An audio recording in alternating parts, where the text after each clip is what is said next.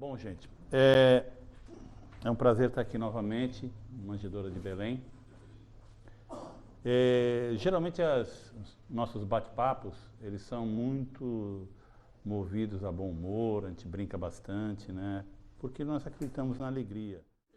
Bom, então, gente, realmente esse é o clima que eu gosto, né? De gerar, né? De propiciar ou de pelo menos estimular a alegria.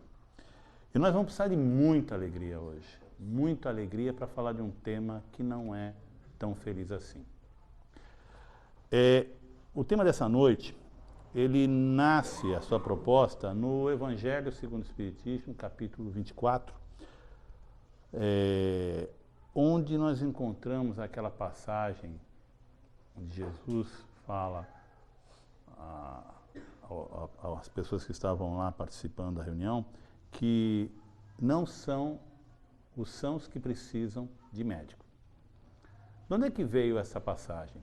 Estava lá Jesus ceando, almoçando com algumas pessoas, né, publicanos, né, e os fariseus estranharam e chamaram a atenção dos apóstolos, acharam que realmente não convinha, né? Falaram, pô, o vosso mestre se senta e ceia com publicanos e gente de má vida. As pessoas de má vida que eles citavam eram os pobres estropiados, prostitutas, enfim, pessoas com doenças graves, né? E imediatamente Jesus pega e fala, veja, não são os sãos que precisam de médicos, mas sim os enfermos. Bom, quem é que são os enfermos entre nós? Quem são os sãos? Fica difícil, né, a gente entender ou saber quem é que são realmente os sãos no meio de tanto sofrimento. Vamos pensar um pouquinho na palavra enfermos. A palavra enfermo vem do latim, infirmus, é uma expressão que significa pessoa que não se encontra firme, estável, diante de todas as facetas, diante de todos os problemas da vida.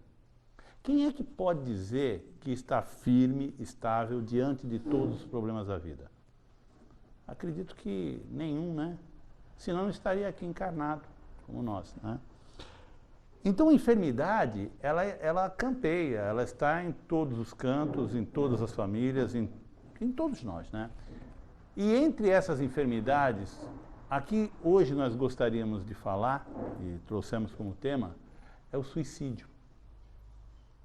Suicídio, um tema que é tão duro, tão pesado, tão polêmico, que é evitado, inclusive, de se falar. Até mesmo nas casas espíritas, raramente você encontra uma palestra sobre suicídio. Nós colocamos no Facebook porque nós já falamos dessa palestra em outras casas, e geralmente quando você coloca alguma coisa no Facebook, o pessoal coloca lá, curtiu, né, que curtiu. Raramente alguém curte o tema dessa palestra. E vocês foram pegos de surpresa, nem sabiam qual era a palestra, né? Então, não tem como sair agora, pelo menos por enquanto. Mas vamos lá. O suicídio, ele, no próprio Evangelho segundo o Espiritismo, ele é abordado no capítulo Bem-aventurados aflitos, no item suicídio e loucura, onde vem a seguinte frase: o modo de encarar a vida terrena e a fé no futuro, com calma e resignação, dão ao espírito uma serenidade que é a melhor defesa contra a loucura e o suicídio, decorrente da perturbação produzida pelas contrariedades da vida que o homem não tem forças para suportar. É importante a gente frisar bem essa parte. Perturbações decorrentes das contrariedades da vida que o homem não tem forças para suportar. Que situações poderiam ser tão desesperadoras, né, que as forças de uma pessoa seriam insuficientes para lidar? Aí começa a complicar o tema. Por quê? Aquilo que para mim é fácil, pode não ser suportável para outro. Aquilo que o outro suporta, para mim, pode ser extremamente difícil. De uma forma geral, essa dificuldade, ela, como está demonstrando, ou procurando demonstrar, ela varia de pessoa para pessoa. Essa capacidade de suportar. E é por isso que nós estamos aqui encarnados em sociedade, em família, em grupamentos, para que um possa fortalecer o outro nesses momentos de contrariedade. Sendo que a contrariedade é tudo aquilo que não vai ao encontro, mas vai contra as nossas necessidades ou aquilo que a gente julga ser o melhor para nós. A questão do suicídio, se a gente for se aprofundar um pouco mais, a gente vai notar o seguinte, que de uma forma geral a nossa vida, toda a vida de todos nós, ela é pontuada por dificuldades, né? Sempre foi. Uma ou outra dificuldade nós enfrentamos. Mas antigamente, muito antigamente, a maior parte das dificuldades, elas situavam-se no final da vida ou na idade madura da pessoa, né? Imaginem vocês que hoje nós temos uma série de recursos para manter a nossa vida, nós temos uma aposentadoria, por mais que seja insuficiente, mas existe. Nós temos um sistema médico capenga, mas ainda temos assistência médica. Mas imaginem vocês a coisa de uns 100 anos atrás, né? Onde não existia férias, 13º, não existia previdência social, não existia sequer uma assistência médica popular. Imaginem vocês o indivíduo chegando à idade madura sem qualquer perspectiva de sobrevivência digna. Muitas vezes abandonado pelos filhos, outras vezes doente, sem condição de manter o próprio sustento através do trabalho digno. O suicídio, de repente, surgia como uma alternativa extremamente viável, porque simplesmente apresentava-se como uma antecipação do inevitável. Mas isso, não para justificar o suicídio, era a nossa vida assim, há 100, 150, 200 anos. Em muitas regiões do mundo ainda é assim. Proporcionalmente, então, o número de suicídios era maior justamente nessa faixa etária, acima dos 50, 60 anos. Com o passar do tempo, as coisas foram se modificando. Veja que antigamente, ainda falando antigamente, nós tínhamos assim uma divisão muito clara entre a vida adulta e a vida infantil. Era muito fácil, né? Saber quem era criança e quem era adulto. Tinha uma faixa, uma espécie de limbo, uma faixa etária aqui chamada adolescência, que antigamente, né, girava entre os 14 e os 18 anos. Por quê? 18 anos, o jovem ia para o exército e quando saísse de lá já tinha que arrumar um trabalho, né? A jovem já preparava-se para casar, ou então ia ser professora, alguma coisa assim, mas era uma vida já dentro daquele conceito de vida adulta. Com o passar dos anos, a adolescência ela foi se espraiando, ou seja, ela foi aumentando, foi se alongando. Nós tivemos a infância encurtada e a adolescência prolongada. Hoje é fácil encontrar adolescentes com 10 anos e adolescentes com 28 e 30 anos. Qual é a característica maior da adolescência? A confusão. A confusão de sentimentos, de emoções, né? É o período em que nada está definido. Ele não é uma criança e não é um adulto. De uma certa forma, o adolescente é permitido a ele ter uma responsabilidade meio diluída, porque afinal de contas ele ainda não está firme na vida, não sabe bem o que quer. Só que esse não saber bem o que quer torna o adolescente ávido por um tempo, o agora. Tudo tem que ser para já, porque daqui a pouco eu viro adulto.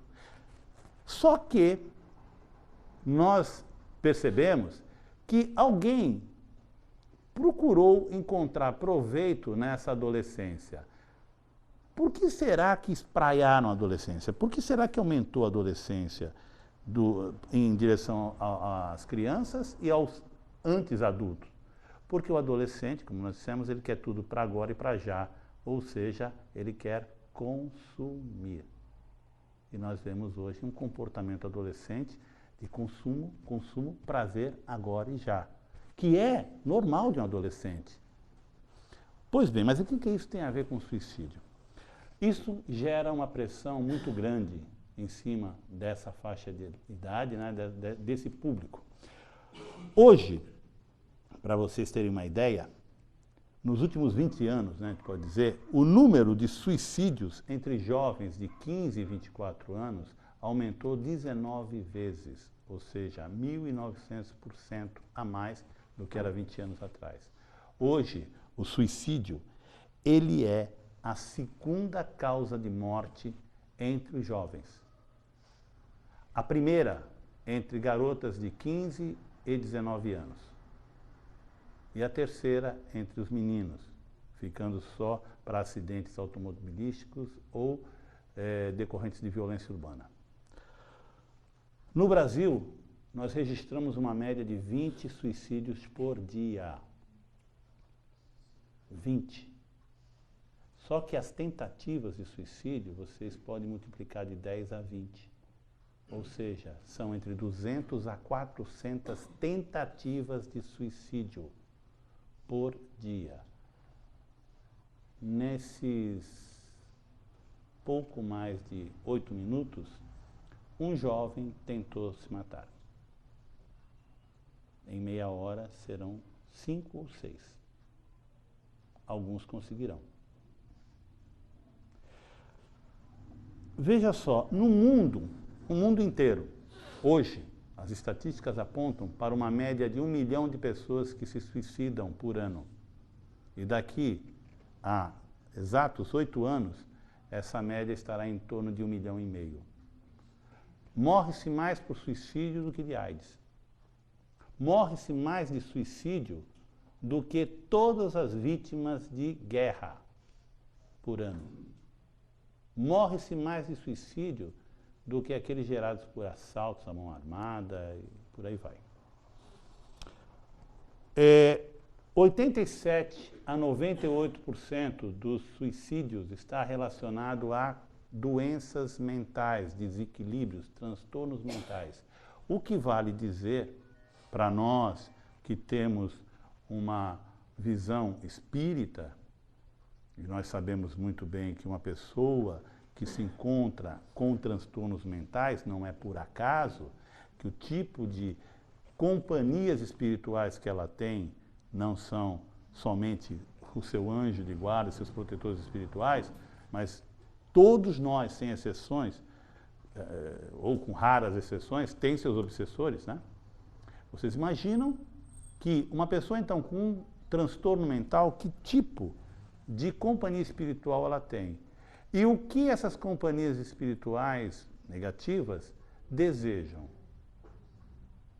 É mais fácil brigar aqui na rua, né? Por isso que tem aquelas cenas, né? Vem pra rua, vem brigar comigo. A rua no plano espiritual, nesse caso, é lá, não é aqui. Né? Então, a gente pode dizer que se 87 a 98% dos casos de suicídios envolvem transtornos mentais, as pessoas que se suicidam também por uma influência espiritual, aliada aos seus problemas, porque se tem influência espiritual negativa, é porque a pessoa também ela agiu no sentido de ter aquilo como resultado. Né? Álcool e drogas está em 50% dos suicídios. No caso de adolescente, álcool e drogas está em 70%. 1 a cada 4 dependentes de drogas se suicida. São estatísticas.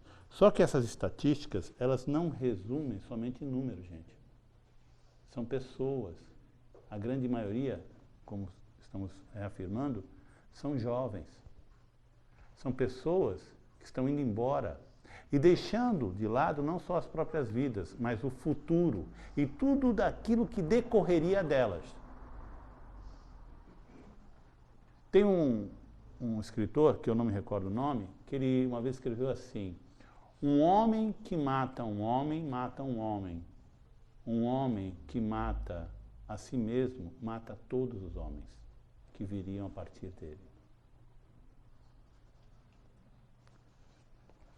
Todos nós sabemos de cor o nome de pessoas famosas, de pessoas que fizeram história no mundo. Mas nenhuma dessas pessoas faria nada disso se não fosse aquelas pessoas, entre aspas, insignificantes, que deram a oportunidade para eles virem ao mundo, que estiveram ao lado deles, de alguma forma, interferindo na vida dessas pessoas para elas serem o que elas são, porque sozinho ninguém constrói história. Mas vamos falar sobre as causas do suicídio. As causas podem ser emocionais, psicológicas, estruturais. Existem causas atribuídas a problemas familiares, problemas amorosos, problemas financeiros, né?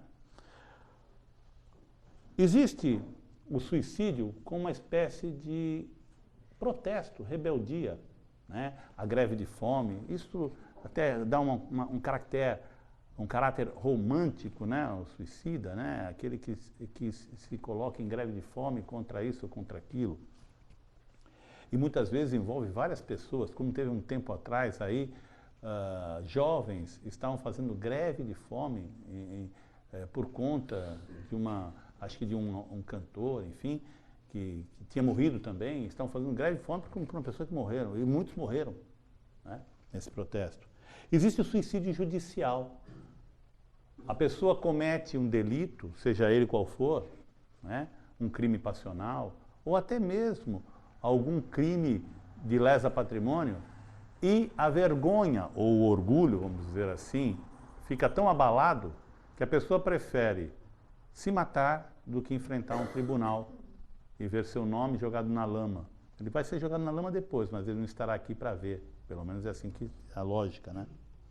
Existe o suicídio militar, ideológico, político, religioso, né? Exemplo, os kamikazes, né, que se jogavam contra os navios dos aliados, visando levar o Império Japonês à glória. Existem também os homens-bombas, que por uma questão ideológica, religiosa, sacrificam a vida e a de outros em nome de uma causa que eles acreditam ser justa. Existe, porém, suicídios que são construídos em países onde não tem guerra, onde não existem essas manifestações suicidas por motivação política. Por exemplo, sentimentos de vazio existencial. Eu não encontro razões para viver. Falta um motivo para eu viver. Falta fé na vida. Não só fé religiosa, mas a crença que viver vale a pena. Existe a falta de perspectiva. Muitos jovens se encaixam nessa falta de perspectiva, que não significa falta de oportunidade de emprego tão somente. Tem um grande número de suicídios que ocorrem, regularmente é noticiado, em países riquíssimos, como Suécia, Dinamarca, Suíça. Países onde a ordem econômica é de tal envergadura que não existem problemas sociais. A vida é praticamente toda certinha. A falta de estímulos, de perspectiva, de eu me sentir solicitado pela vida, faz com que eu caia no tédio. Então, para que ficar vivo só para respirar? Eu não tenho dificuldades, não tenho pelo que lutar, né? Também pode ocorrer essa saída ou essa tentativa de fuga diante, por exemplo, de um diagnóstico de uma doença grave, né? Algumas pessoas pensam em abreviar o sofrimento, tirando a vida.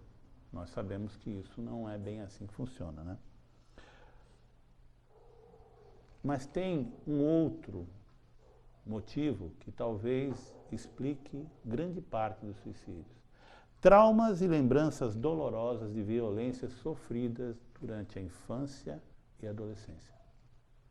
Coincidentemente ou não, nós falávamos que são 20 suicídios por dia, o que dá um número aproximado de 8 a 9 mil suicídios por ano, nós temos atualmente uma média de 150 a 200 denúncias, para o Disque Denúncia, de violência sexual, abuso sexual de crianças no Brasil.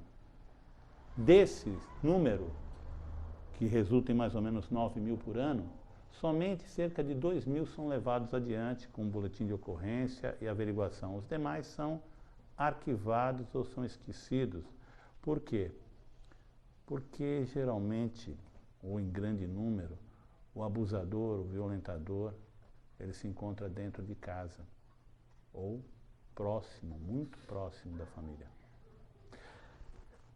Imagine se para nós é duro ouvir isso, imagine para uma criança. Ela sofrer esse tipo de violência e não ter para quem contar, para quem falar, para quem desabafar. Isso pode levar a algumas ideias. E é uma sucessão de sofrimentos. Como é que a gente pode, então, identificar quando alguém tem esse pensamento ou pode estar cogitando de suicidar? Veja, a gente pensa no suicídio sempre naquela hora final, né?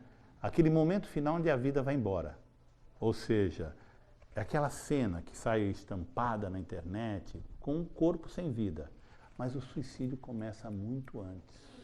Às vezes, ele não só se arquiteta, ele se estrutura ao longo dos anos.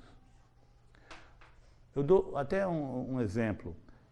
Se você tiver que trocar uma lâmpada num quartinho que está alagado, o que você faz? Em primeiro lugar, desliga a chave geral. Pega um banquinho ou uma cadeira forte para sustentar teu peso, né? Se certifica de novo se a luz está desligada e aí vai trocar a lâmpada. Por que a gente toma todas essas precauções? Porque a gente quer viver. Porque nós temos compromissos. Porque nós temos razões, motivações, às vezes até desafios. Mas nós temos a intenção de continuarmos vivos. A pessoa, quando desiste da vida, ela começa a dar sinais simples, como não se cuidando, não se abrigando da chuva, não tomando seus remédios no momento certo, não fazendo uma dieta devida, não tomando cuidados para fazer pequenos reparos como esse, dirigindo sem cinto de segurança ou bêbado, fumando, fazendo tudo aquilo que possa colocar em risco a vida dele. A gente fala em números de suicídios, mas esses números são frios e são números identificados como tal. Tem muita gente que atravessa a rua e é atropelada e, na realidade, o que ela está fazendo é cometendo um suicídio. Ela deixou de amar a vida, então ela vive com a cabeça no ar. Ela não olha para os dois lados. Quando muito, ela olha um. E sem prestar muita atenção, porque, afinal de contas, ela não tem o que proteger. Não vale a pena, porque se valesse, além de olhar para os lados, eu ficaria esperando a oportunidade melhor para atravessar. Quando eu me coloco em risco, é porque não é que eu quero emoção, eu valorizo pouco a vida. Mas tem alguns indícios que podem dar sinais, se não claros, mas alertas bastante seguros. Por exemplo, a melancolia, desânimo constante. É a falta de interesse e de esperanças. Pessoas que estão sempre se queixando, mas demonstrando, não aquele queixoso contumaz, mas quando ela não vê graça em nada. A pessoa que não vê graça em nada, às vezes é considerada uma chata, mas além de chata, ela pode estar ansiosamente aguardando a morte, ou que aconteça alguma coisa. Sentimentos de autodesvalorização. Aquelas pessoas que vivem dizendo, sou um fracasso, eu não valho a pena, eu não tenho nada o que fazer, eu nunca vou conseguir nada na vida. Pessoas que são dotadas de um pensamento dicotômico, ou seja, uma rigidez cognitiva, é tudo ou nada. É tudo ou nada, é preto ou branco, é sim ou não. Pessoas muito rígidas, inclusive, com a vida e com os outros, que não admitem variações. Afastamento e isolamento social. Aquelas pessoas que se fecham ao contato humano, que não gostam de se relacionar com gente. Se elas não gostam de se relacionar com gente, elas não gostam de se relacionar consigo próprias. Não é timidez tão somente, é evitar o ser humano. Agressividade e impulsividade. Pessoas muito impulsivas, que por uma discussãozinha saem cantando pneu. Que por nada começam a gritar muito. Que estouram por qualquer coisa. Abuso excessivo, exagerado, não só de álcools e drogas, mas de remédios. Qualquer coisinha estou tomando comprimido, qualquer coisinha estou tomando remédio. Né? História de suicídio na família, pode inspirar. Pô, se ele não aguentou, eu vou aguentar. Ou ele fez isso, ele teve coragem. Pessoas que falam sobre a morte, não entendendo a morte como algo natural, mas algo desejoso em comparação à vida. Eu preferia estar morto, eu preferia morrer. Pessoas que falam assim, ai, Deus devia me levar. Histórico de tentativas de suicídio. Essa, então, é evidente. Uma pessoa que tentou o suicídio, ela pode tentar novamente. Até que ela consegue. Esses comportamentos, se começarem a aparecer depois de algumas situações limite, como divórcio, separação, perda do emprego, desistência de um curso universitário, por exemplo, nós devemos ter que ficar alerta. E se esses episódios estiverem associados a pessoas na faixa dos 15 aos 29 anos, mais alerta ainda. Isso são dados, gente, que são divulgados pela OMS, a Organização Mundial da Saúde, e por vários especialistas em suicídio.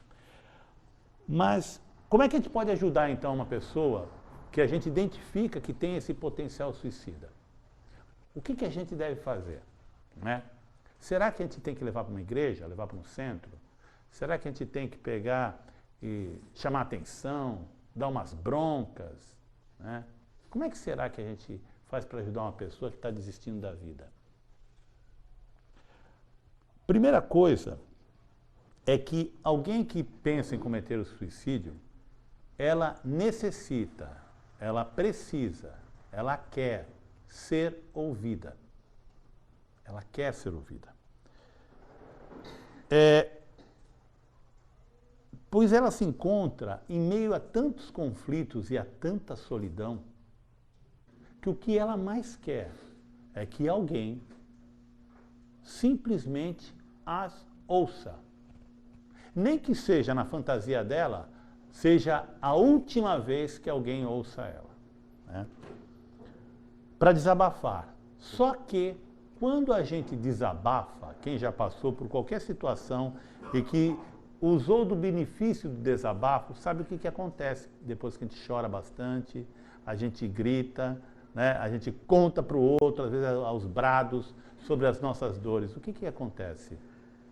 A gente dá aquele alívio. Por quê? Porque a pressão interna, às vezes acumulada de anos, desde a infância, como nós citamos, dá vazão. E aí, parece que eu adquiro forças para aguentar um pouco mais. Se a gente quiser ajudar essa pessoa, nós devemos procurar, primeiro, um ambiente bem tranquilo. Um ambiente tranquilo, não precisa ser um ambiente especial, um ambiente tranquilo, principalmente longe de curiosos e palpiteiros. E terceiro, moralistas.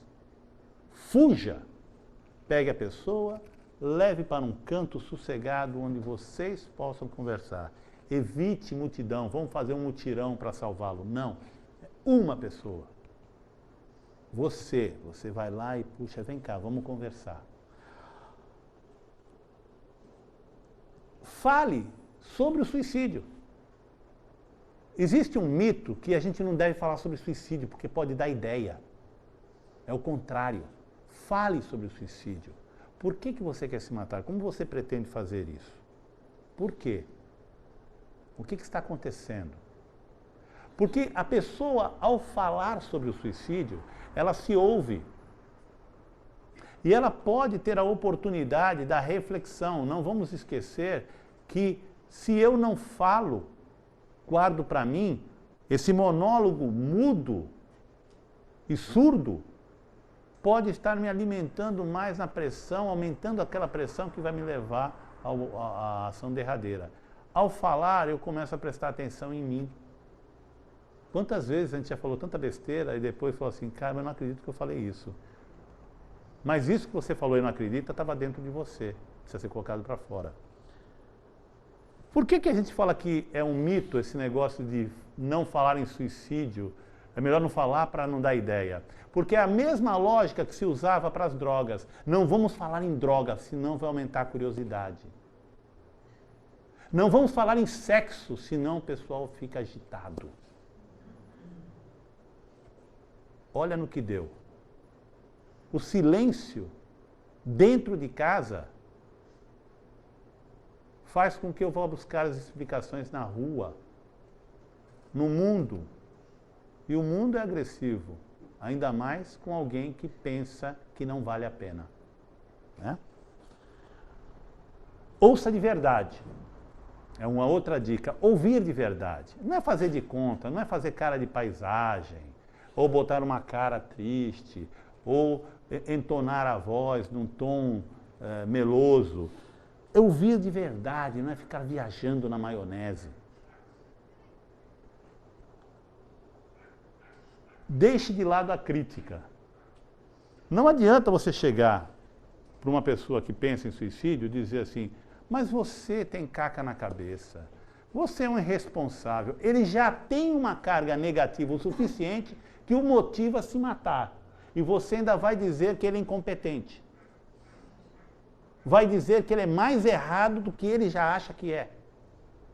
Não significa que também a gente vai apoiar a iniciativa, mas nós temos que ser empáticos, não é simpático. Simpático é dizer sim, sim ao outro. Empático é se colocar no lugar dele.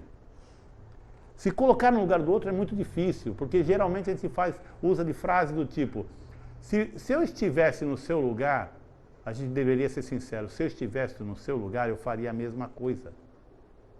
Porque se eu estivesse com a sua história, com o seu passado, com as suas crenças, com o seu desespero, talvez eu fosse igual a você. Então não adianta nada nós nos colocarmos como referência. Nós precisamos, sim, respeitar a dor do outro.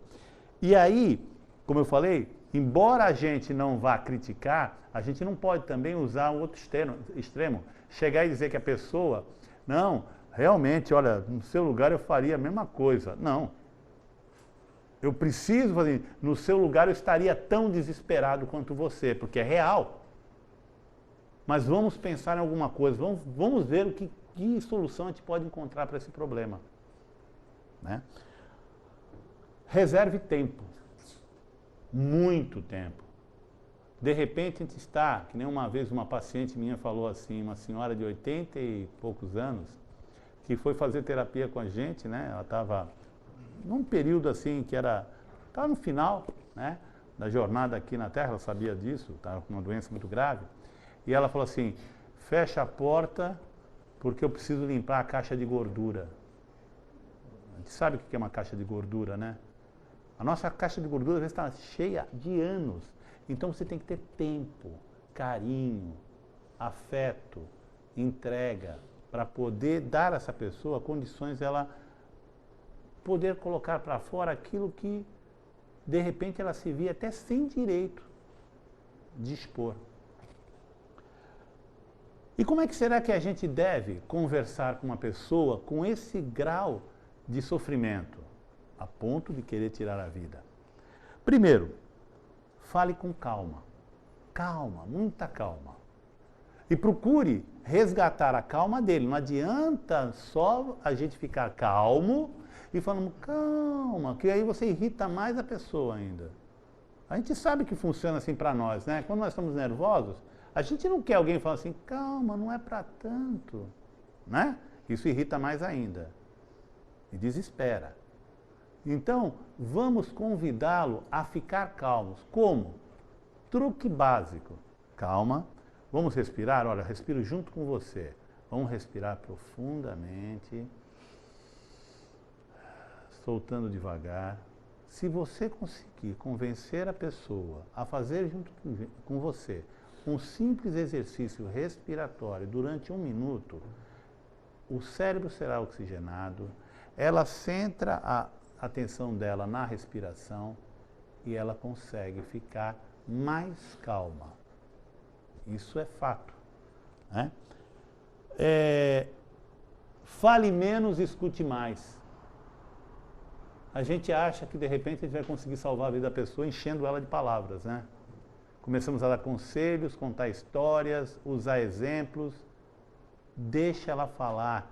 O que está motivando ela a se matar é o silêncio dos outros. O silêncio dos outros diante da dor dela e a negação da oportunidade dela colocar para fora. Então, fale pouco. Convide ela a falar. Fale. Fala o que está te incomodando. Fala o que te angustia. Abre o coração, põe para fora. E, nesse momento, vá além das palavras. Demonstre afeto, mas um afeto real. Não é aquele tapinha nas costas de vendedor de carnê.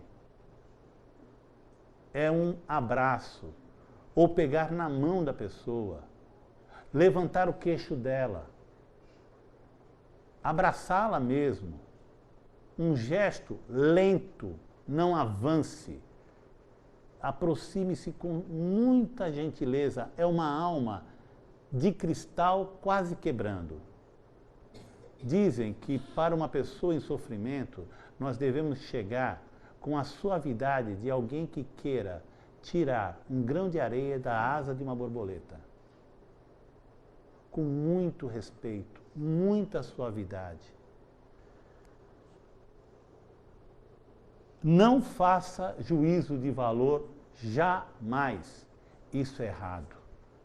Você vai para o umbral. Deus vai te castigar. Isso é coisa de maluco. Jamais. Repetindo aquilo que falamos antes, a pessoa já se encontra com a autoestima dela no nível mais baixo. Ela se encontra sem qualquer valor intrínseco. Ela se acha sem qualquer utilidade no mundo. Não é hora de colocar mais um peso, mais uma pedra na corda. É o contrário. É hora de mostrar a ela que ela tem coisas reais dentro dela. Controle também as suas expressões de espanto ou de decepção quanto às escolhas da pessoa, porque de repente ela pode revelar algo que vá contra os seus preceitos morais. Eu uma vez assisti uma palestra, infelizmente, num centro espírita, sobre aborto. E era um homem que devia ter uma experiência enorme de maternidade para falar de aborto. E ele espinafrando as mulheres que abortam. E dizendo coisas do arco da velha. E na plateia tinha uma jovem, devia ter uns 17, 18 anos, chorando, soluçando. Mas soluçando muito. Sabe por quê? Porque ela já tinha feito um aborto. ela tem uma motivação a partir daquilo para viver? É o medo? Ela vai viver então com medo? Demonstre que você está preocupado em ajudar, não em mudar a pessoa, não naquele momento. Não em mudar a vida dela, mas em ajudá-la. Ajudá-la no desespero, sem cobranças, de nenhum tipo. Amor incondicional absoluto nesse momento. Demonstre respeito pela dor dela, pela situação que ela está passando. Eu li um dia desses um relato que foi deixado lá, um bilhete, de um jovem de 15 anos que se suicidou, e ele dizia que o que ele mais ouvia das pessoas era assim: mas você está assim por causa disso? Veja os outros.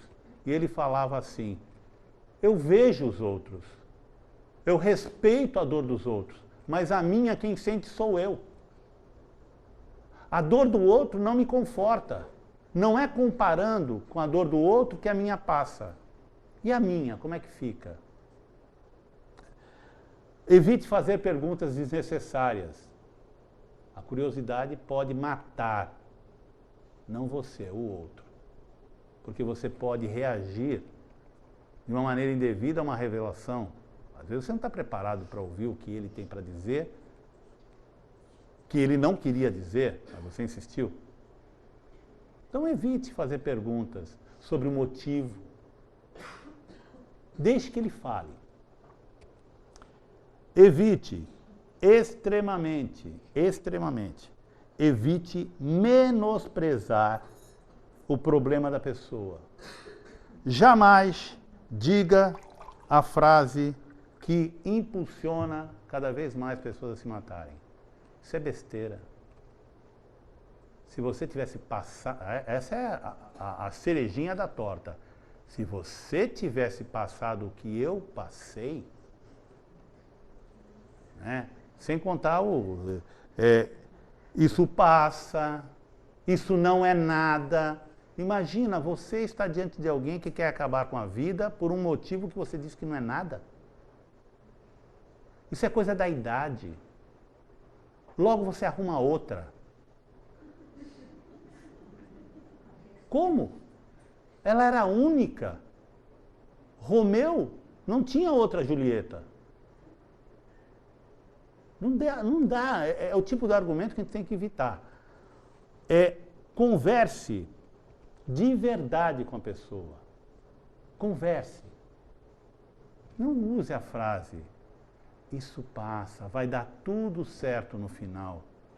Você tem bola de cristal? O que é dar certo?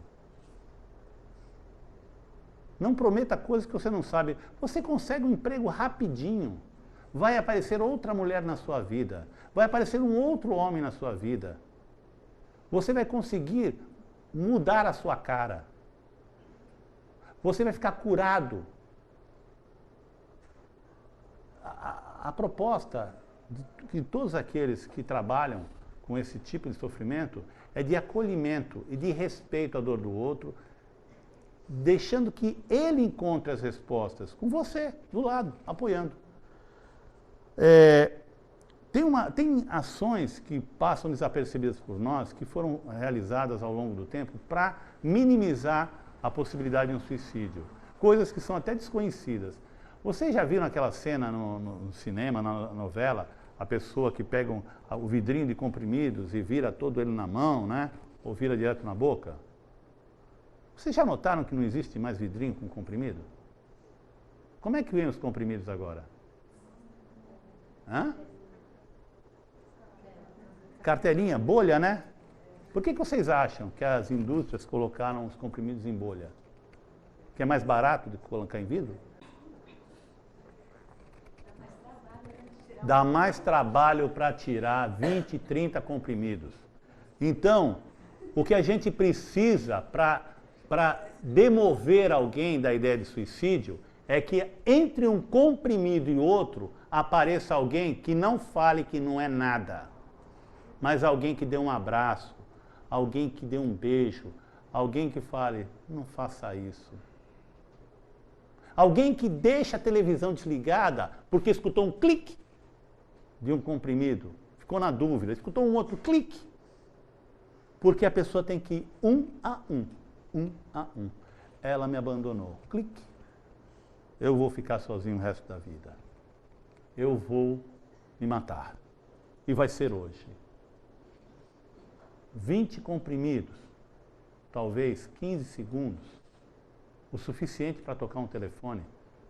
Quem sabe o protetor espiritual acionar a mãe que está na cozinha, vendo a novela, último capítulo. Né? Um colega que resolve telefonar. Né?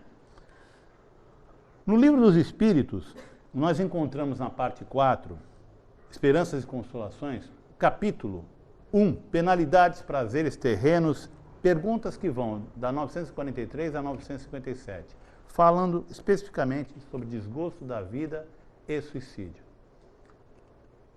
Todos nós deveríamos ler bem aquilo várias vezes, nós mesmos, para que nós aprendêssemos a valorizar, nós enquanto espíritas, né? Valorizarmos a vida e termos argumentos. Mas não é para chegar na hora para a pessoa e querer doutriná-la. Mas como eu falei, sempre primeiro, mas depois, tendo a oportunidade, convidá-la à reflexão. O Graham Greene, um escritor americano, ele dizia o seguinte, que o suicídio é frequentemente apenas um grito por ajuda que não foi ouvido a tempo. Né?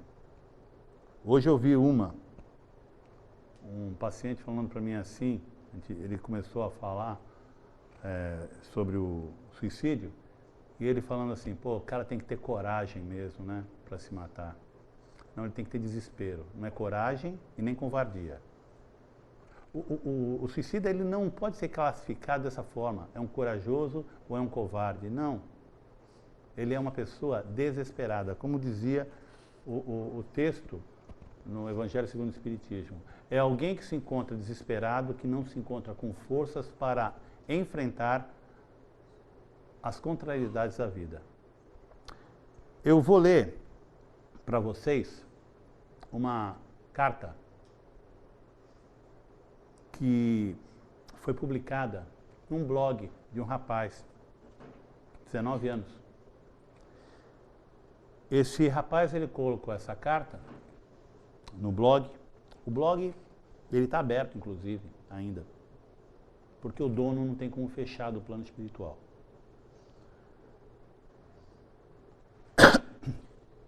Acredito que o maior mistério da vida seja a morte. O que acontece quando nós morremos? Será que mesmo que existe céu ou inferno? Meu nome o nome da pessoa é um nome real, está lá. Hoje irei a uma farmácia e comprarei um remédio chamado, não vou dar o nome do remédio, mas é um remédio que se compra em farmácia com muita facilidade, sem receita, sem nada. Não existe receita, não é tarja preta. E tomarei uma superdosagem. Qualquer remédio com superdosagem pode ter esse efeito. A superdosagem causa mais frequentemente sonolência. Podem ocorrer convulsões, coma, depressão respiratória. Isto é, não poderei respirar. Não se conhece antídoto específico para isso. Podem ocorrer que, ao tentar o suicídio, alguém perceba. Portanto, na cidade onde eu moro, como existe um lago enorme, que fica meio escondido durante a noite, eu pretendo, ao sentir que o remédio começa a fazer efeito, eu pretendo me jogar no lago. Se por algum acaso alguém ver meu corpo boiando, será tarde demais. Tentarão cuidar da parte do afogamento. Só que, enquanto isso, a superdosagem do tal remédio estará fazendo o efeito despercebido. Estarei totalmente inconsciente. Eu tento ser forte e resistir, mas não consigo. Não tenho amigos. Não tenho namorada. E as pessoas que eu conheço parecem não se importar comigo. Eu só queria poder ter alguém para me dar um abraço. Mas meu pai não é do tipo que abraça. E minha mãe, essa eu nunca vi. Meu pai diz que eu nunca estou feliz com nada, pois ele tem razão. Não estou mesmo. Eu fiquei tanto tempo sozinho que passei a odiar tudo à minha volta.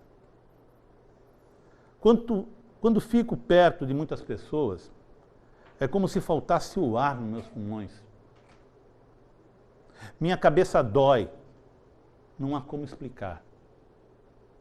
Não há como explicar o que eu sinto. Talvez tenha que ser assim mesmo. Há muito tempo não me importo mais com nada, nem comigo mesmo. Não tem como decodificar o que eu sinto. Mas, em tanta infelicidade, eu fico feliz em um lugar. Em meus sonhos. Eu só quero dormir e não acordar mais. Continuar sonhando. Talvez acabe com toda a minha tristeza. Talvez não. Mas eu correrei o risco assim mesmo. É preciso. Pai,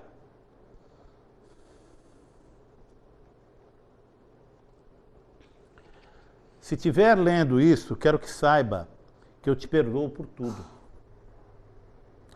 E que sinto muito por não ter sido um bom filho. Um bom filho como você queria que eu fosse. Você tem seus defeitos, sim, mas também tem suas qualidades. Uma delas é ser forte nos momentos de fraqueza. Eu nunca esqueci quando nós chegamos nessa cidade e fomos morar naquela casa sem banheiro, sem pia. Eu era apenas uma criança. E você sozinho construiu aquele pequeno banheiro humilde. Você me ensinou, pai, que por mais difícil que a vida seja, sempre pode ficar melhor. Mas eu, pai, eu não consegui aprender. Eu estou doente. Eu tentei acreditar que um dia a minha vida seria boa e eu seria feliz. Mas isso não é possível. A única coisa que uma criança precisa é de carinho. Um adolescente, bons amigos. Um jovem, uma namorada. Um adulto, um bom emprego. Qualquer emprego. Sendo assim, essa pessoa estará forte o bastante para enfrentar momentos difíceis. O que pode tirar uma pessoa da escuridão sozinha são bons momentos. Alguém que você se importe. Alguém que se importe com você de verdade. Que você possa abraçar e desabafar de vez em quando em dias ruins. Eu sinto muito, de verdade, pai. Você foi o mais importante na minha vida. Eu sempre quis ter um bom emprego, para poder te dar uma vida melhor, uma casa melhor. Enfim, eu quero que você saiba que nos momentos mais tristes, um dos momentos mais tristes da minha vida, foi ver você chorar. Eu sei. Eu sou um idiota.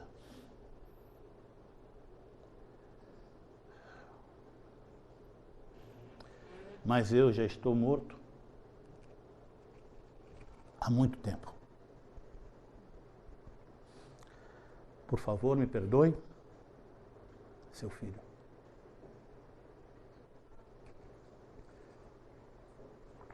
28 de junho de 2011.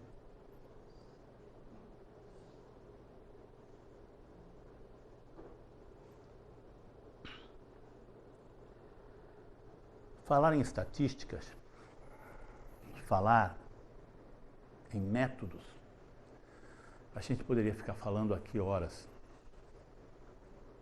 E eu, na minha pretensa vaidade e orgulho,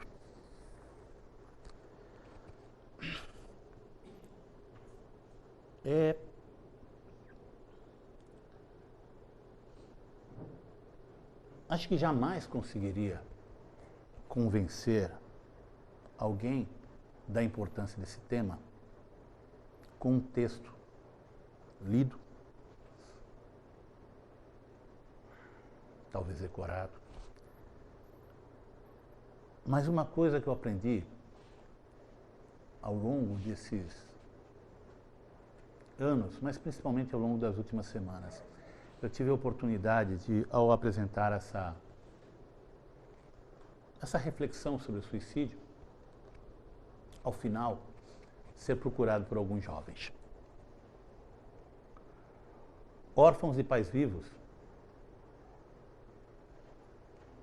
mas pais também que me procuraram pedindo conselhos, como se eu tivesse respostas. Eu tenho muito mais perguntas do que respostas. Também tenho meus filhos, e me dá um frio na espinha quando eu penso que pode estar passando pela cabeça deles que eles têm que ser melhor que eu, que eles têm que ter tanto sucesso quanto eu, que eles têm que ser aquilo que eles acham que eu desejo que eles sejam. Me dá muito medo.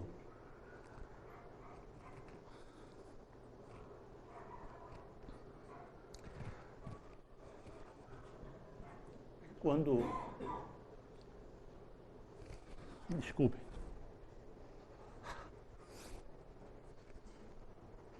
Papelão.